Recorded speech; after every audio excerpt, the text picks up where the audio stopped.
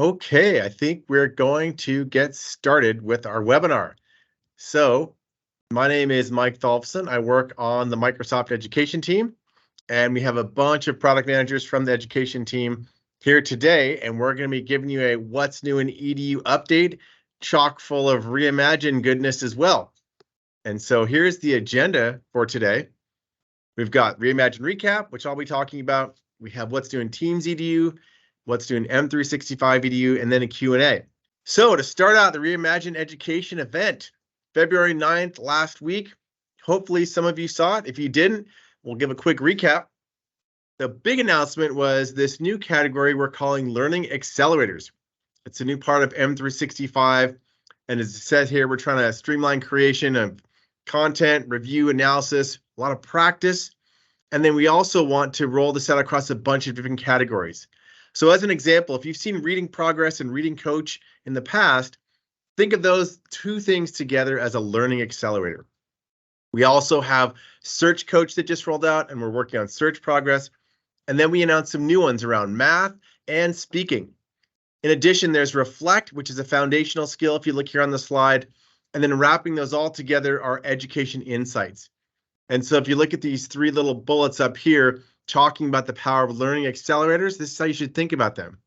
Growing engagement and save educators time, give students real-time coaching and feedback, and then learning from the data, and that's that insights component. And Reading Coach and Progress are rolled out now. Search Coach has just come out. You're going to see a demo from Emma in just a little bit. And then we have other ones that are going to be coming in the future that we announced around math and speaker. So if you think, what is a progress thing? What is a coach thing? Think about progress as really a team's experience. That's Teams for Education, where the educator makes an assignment, student completes it, educator reviews it, and then you have tracking around insights and progress. You've seen Reading Progress, that flow really encapsulated right there. And then the coaching is something that can be real time during that experience. So if the student practices reading out loud, right when they're done, they can get some real time coaching.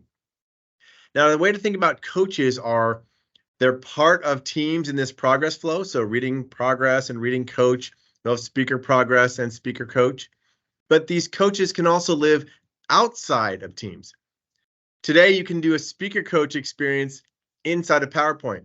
We just rolled out a Reading Coach experience in Immersive Reader that I'll show in just a bit. And we announced we're going to be taking Search Coach and putting that into the Edge experience. So think about these coaches.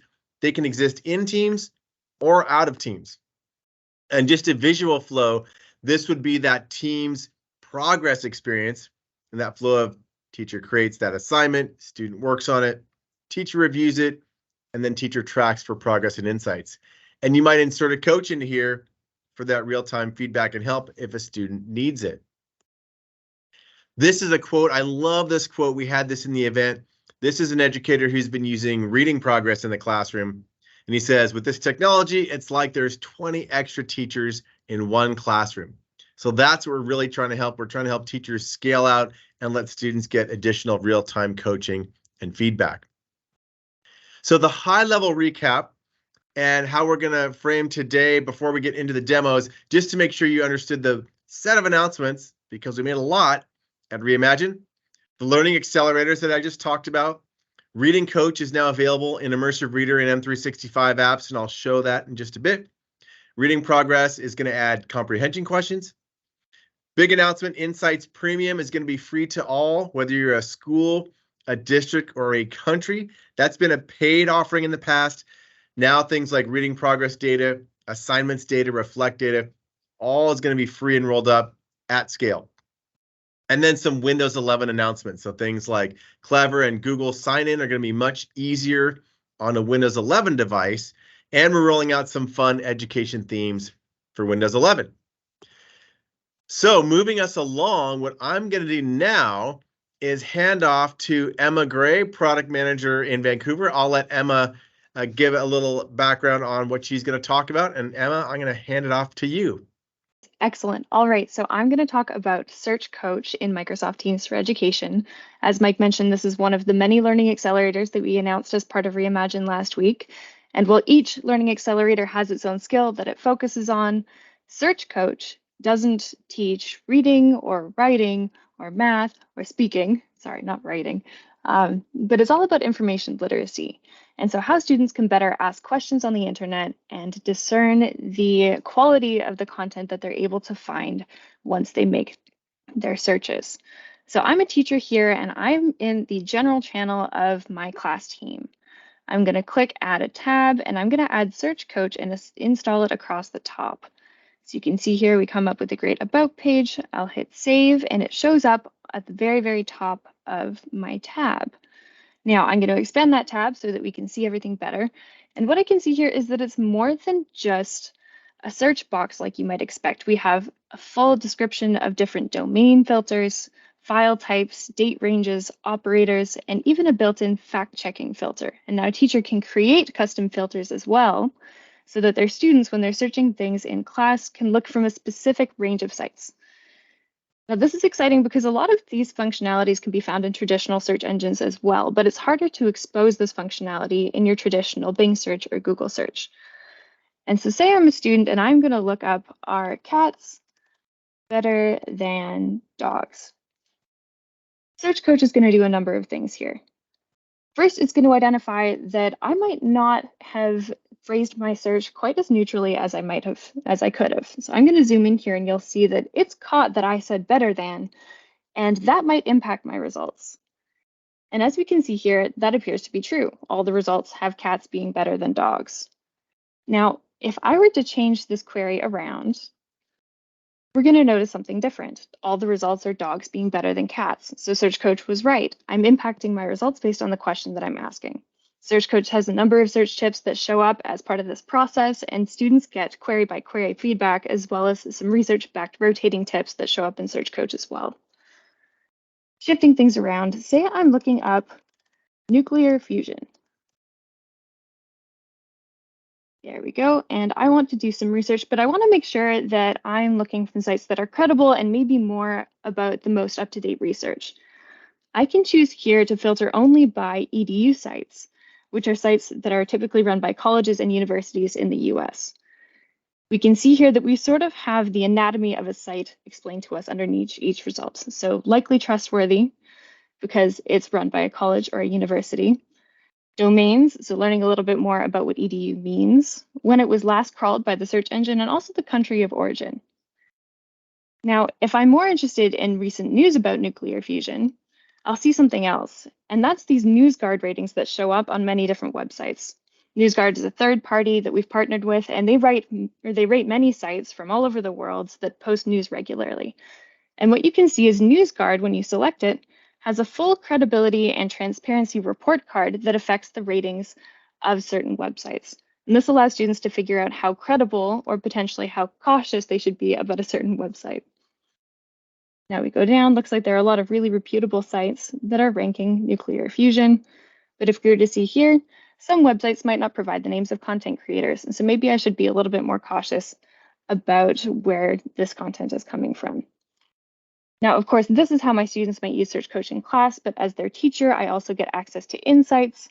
So we can see we have a Search Coach report up here in the Insights tab, and that's going to give me information on a student-by-student basis about the searches they attempted, how many results they opened, whether it was just the first one, the number of filters that they used, the file type filters that they used specifically, the domain filters, and the most common domains. So here you can see I ran an exercise in my class about what astronauts eat. And so students are looking up sites from NASA, space.com. And we go down a little further and we can even see a word cloud of the most popular queries that happened, in this case, since class creation, but also during different time boxes as well.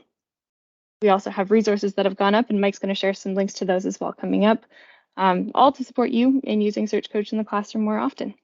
Thanks, Mike. Next, we're going to talk a little bit. I mentioned Insights Premium earlier. So this is going to be made free to all institutions around the world. It'll probably take another month or so till it's fully rolled out, but you'll be able to get things like reading fluency data, assignments data, reflect data across a school or even a district or country. Another thing that we announced was reading comprehension question support. So this is a top request for reading progress. What you see here is a teacher creating an assignment, and we're going to have the ability to add in comprehension questions.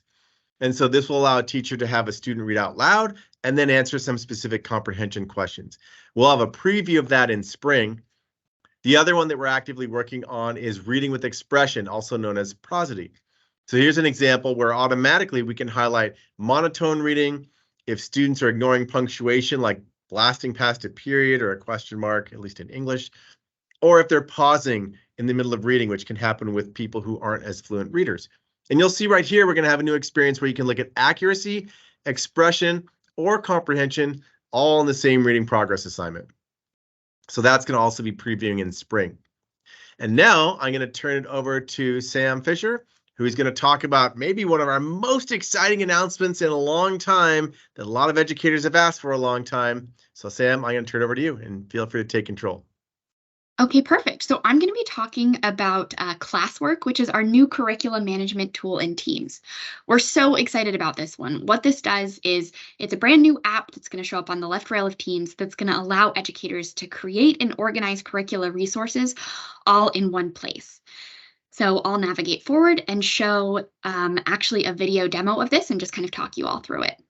All right, so as you can see, Classwork is an app in the left rail, as I mentioned, and it has a number of modules in it. So what I do in Classwork is I create modules that could be topics or weeks of study to organize my content into. And then within those modules, I can add all different types of resources. So as you see, I've expanded one of them. I have class notebook resources. I have an assignment, a Word document, a link out to the web, even a link to a channel within Teams. So the idea here is I can create brand new class resources or link to other resources I've already created within my class team, organize, drag and drop, and put them in a cohesive package for my students to really create that course outline or syllabus, which is really exciting.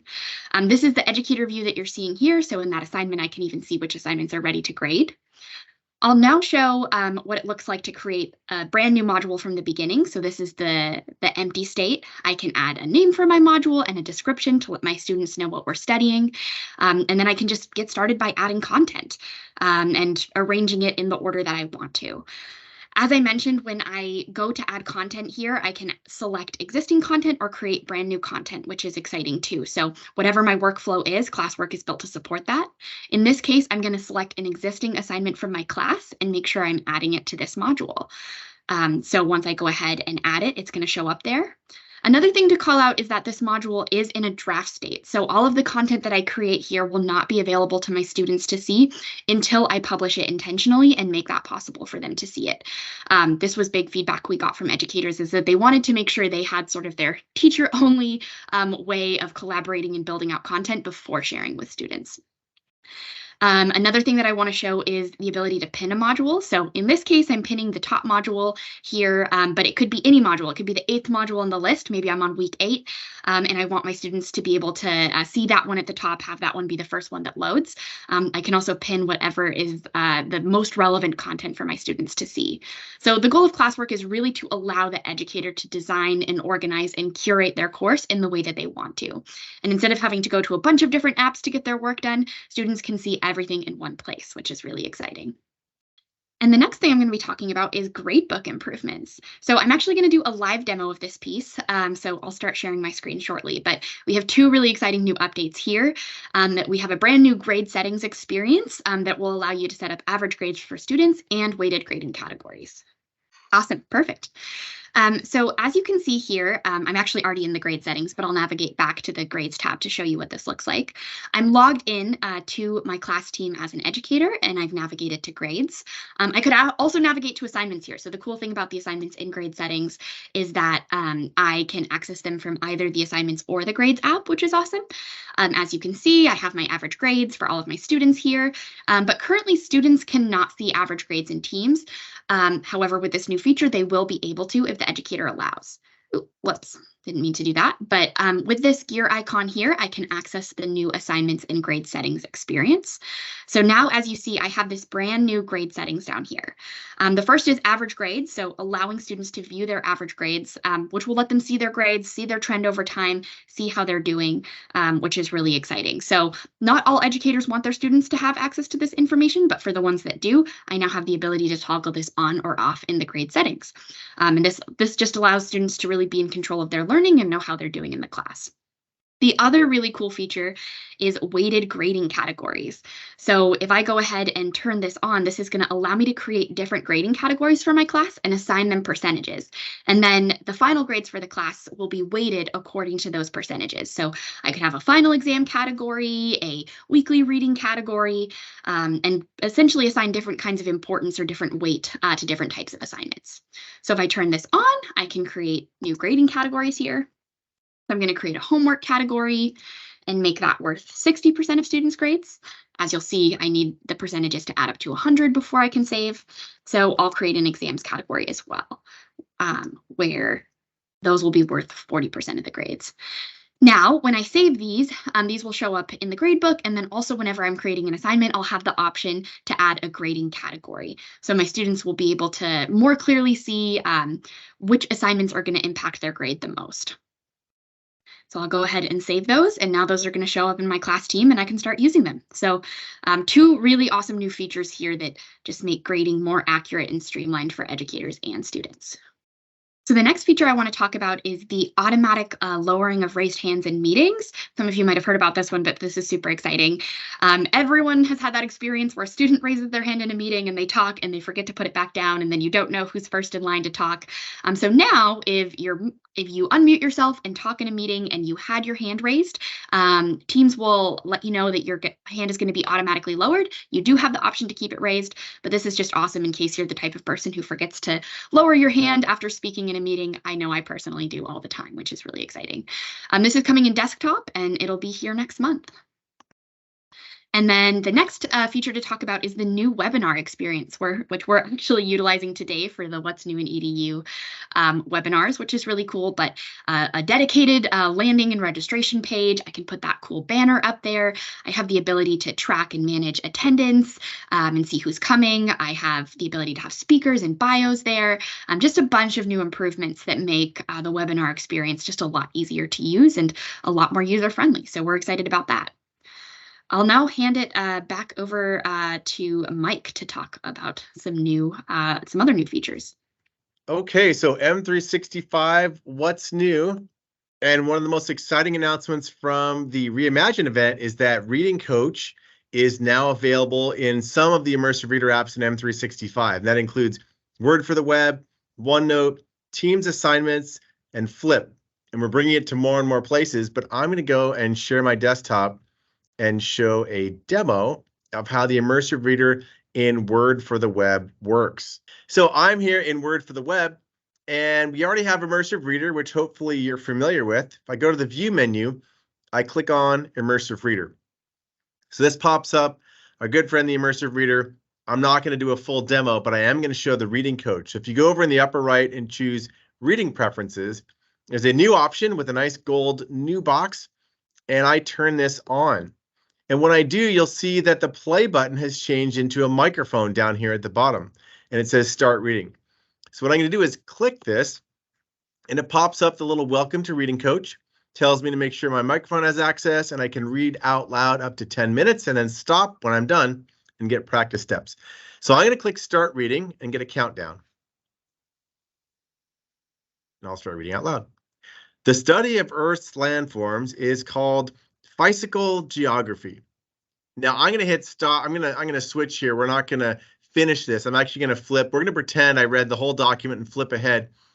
And when you're done, you click this red stop reading button. And what happens is a reading report pops up. And this has your accuracy rate, the correct words per minute, the time spent reading, and the words to practice. Now, the beauty of this is I didn't need a Teams assignment to actually practice reading. Maybe you want to practice reading at home as a student. Maybe your school doesn't use Teams. Maybe you're a parent who wants to encourage your child to get a little reading practice. So I can also click Practice Words, and Reading Coach is analyzed in the same way that Reading Progress does. What were the words that I've most mispronounced? So I'll click Practice Words, and here's Reading Coach. These words were the most challenging for you. Select any word to tackle them again. So I can go and click on a word. So maybe I'm going to click on mountains here. When you're ready, press the microphone and read the word out loud. So I can stretch the word, I can hear it. Mountains. And then I click the microphone and I can practice it. Mountains. You're making your brain stronger. Nice work. So then I can go to the next word. I can do physical. I can keep going, atmosphere. Maybe I want to look at a picture, stretch the word. So I can get all this practice with the reading coach. And if I go back to home, I can see how I'm doing. So this word I got right. If I mispronounce words, it'll flag those and I can play around. The other thing is you have settings. So in the upper right here, there's a gear. I can choose the pronunciation sensitivity. So that's the picky dial. If I'm a younger reader, I can make it less sensitive or more sensitive. I can choose the voice I want. There's lots of different voices, or even the prompting style. So I can choose what I want to customize the coach as. I'll hit I'm done, and I'm going to close my little reading report. You can also customize the coach before you start reading. So if I go to reading preferences, right here I've got edit, so I can edit my reading coach settings in the same way. So I can make it a little bit less picky or more picky and choose my voices and things like that. So Reading Coach is fully available and rolled out in the places that I mentioned earlier, and it's going to be coming to more Immersive Reader places in the near future, so stay tuned for that. And I'm going to stop presenting and hand over to Leif, who's going to talk about some of the updates in math, amongst other things. Control here. So I will talk about the new functionality in Math Assistant in OneNote Desktop and iPad. So we have had Math Assistant before in OneNote. This is add now new functionality inside OneNote Desktop and iPad, and we added the ability to have your practice quiz as well directly into OneNote. So let me share my screen here, and hopefully you can see my screen. Inside OneNote, we have now I put a function in here. I can choose my lasso select to make a selection. And I'll select the whole function here. And now up in the toolbar, you have something called Math Assistant, which has been there for before, but now it's updated functionality. And in the new version, which is rolling out in March, you will see not only the ability to do the function, I can change it, I can solve for x, but we now also have the new ability to practice with similar equations. So I can look at the equation, so a student can look to the data. And then next thing I'll do is I can look practice things with other options. So that's directly in the toolbar, I have now ability to check this out. So I can just try these options here. And I don't know, of course, the answer for those things here right now. I'm going to be very quick here to guess those things. And after 3 or 4 options, I can see my solutions. And right now I got 2 out of 3 correct. So basically it's a quick way for students to not only solve problems if they want to do those things, check the equations, but also give additional equations that will have kind of similar principle, but just try it out to see if you can solve it. So it's all built out into the iPad experience. The next thing I'll talk about is our experience, not our new functionality in M365, and this is to support pronouns. So pronouns is something been very it's a big ask for us, for our educators, to support inclusion and diversity. This functionality is built into M365, so it's ability for tenants, if you only use this functionality, to enable it off by default. So as soon as the tenant has enabled it, each student or educator can choose to add the pronouns in their avatar. So this will be working about not only in Teams, but also M365 and across from Office applications as well. And this is rolling out in March for all our users. The other thing we'll talk about, we just talked about OneNote. So OneNote adding additional functionality, which is about dictation. So dictation is now support for OneNote for Mac, just as we have in Word and other places inside Windows. So it's great for inclusive and accessibility functionality directly into Mac. We also talk about a new feature or new lesson plan in Microsoft Education. So the first thing to talk about for anything else is that there's a new logo right now for Minecraft Education, the nice blue education stuff there. But more importantly, in this case, we added a new new lesson around privacy. So Emma did a nice job talking about Search Coach, which kind of teaching students how to actually search and trust the the sites that they are looking at and investigate in the first place. Now, we also know that privacy is a key thing for students to learn about, and what can we trust and what can we share with our external people. So the Microsoft Education team has added a new lesson called Privacy Project, which actually helps students inside Minecraft go through and understanding kind of what we can share with other people. So it's pretty awesome lesson plan to try out as well. This I put a link in the chat to this lesson plan in the first place. You can try it out yourself if using Minecraft. The other thing that we'll talk about here is booking. So booking is a great feature for those of you who use A3, A5 version of education. You're allowed to make a bookings page, which is great for kind of teacher conference, teacher parent conference, basically you can use for our teachers. Now we also added the bookings feature inside Outlook as well. So you can add a quick booking feature for Outlook and share with your users. This is for A3 and A5 users. Speaking of Outlook, additional functionality we added for Outlook support for Loop. So Loop, if you don't know it, is a new feature in Microsoft, which basically is small chunks of data. It could be a paragraph, could be a task list, could be a table, that you want to reuse across multiple documents. You want to keep it Word or Whiteboard or in this case, Outlook Web. And you can use the same Loop component across multiple documents. It's always updated in real time. So we added an ability to add these Loop directly into Outlook. And that's about all the functionality we talked about today. And now open for Q&A.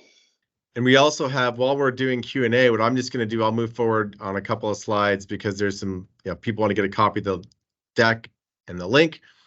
We have places where you can vote on favorite features and requests. So there's links in this deck, a ton of resources, Search Coach links, lesson plan links. There's a new Search Coach course, the Reimagine blog, a lot of professional learning, so chock full of stuff that's relevant. And then detailed demos of some of the new capabilities as well. So you want to dig into Search Coach and get the deep dive video, that's there. And then we'll stop here as we have Q&A so people can get a link to this deck, share it with your friends and neighbors, share it with your schools, share it with whoever you want. We encourage you, and questions you might have, whether in the chat or you raise your hand or the Q&A or however it might work. Some questions about modules and reuse. So Nathan, we are going to be releasing reuse and copying of all of the classwork shortly after we release the original V1.